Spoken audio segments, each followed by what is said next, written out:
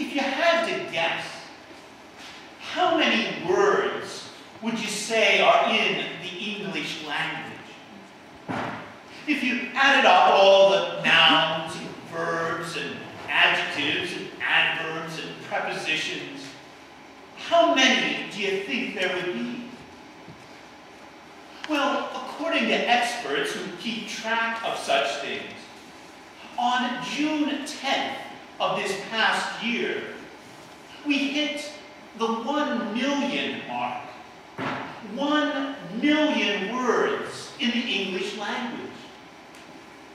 And according to those same experts, the number of words is constantly growing.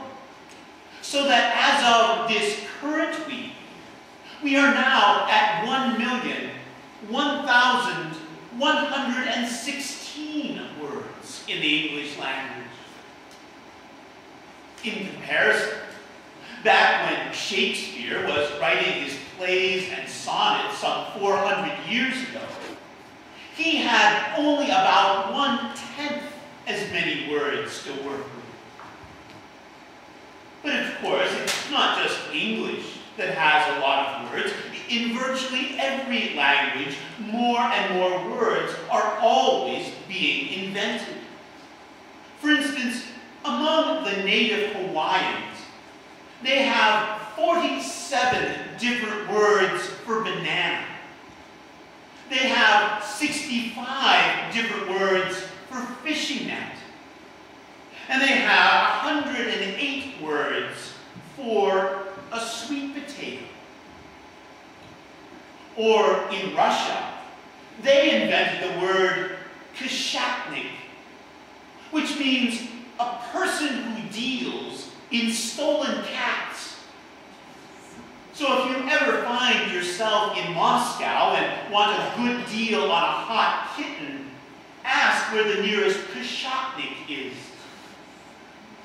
Or on Easter Island, they invented the word tingo.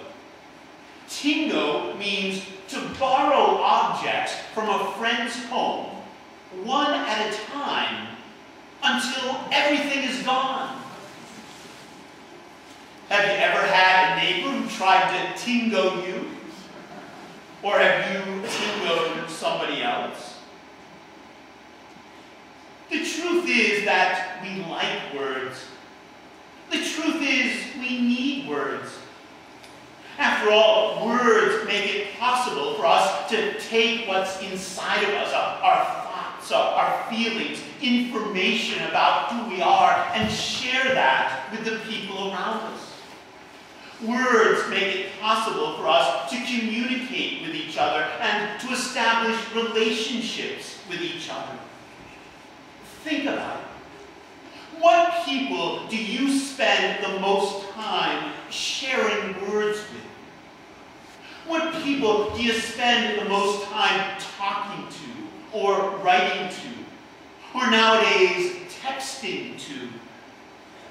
In all likelihood, the people that you spend the most time sharing words with are the people that you have the deepest relationships with. And in large part, we have deep relationships with those people because of the words that we speak.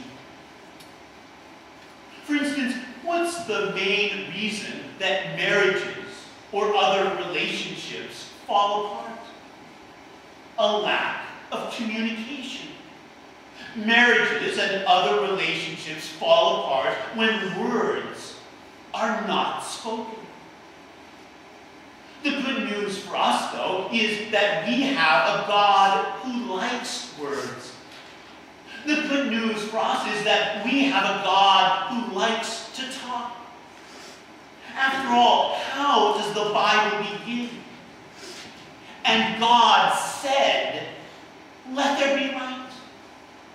And for 6 straight days, God goes right on talking, using words to bring the universe into being, using words to make the sky, the stars, the oceans, the plants, the animals, and even humankind.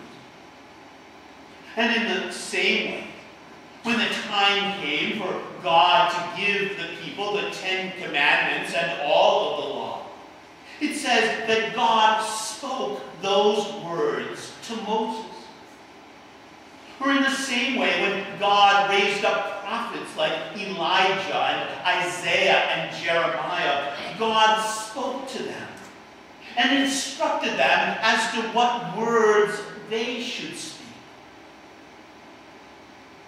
When we speak about God, what words do we use?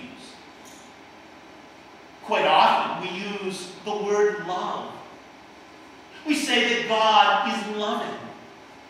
And yes, God is loving.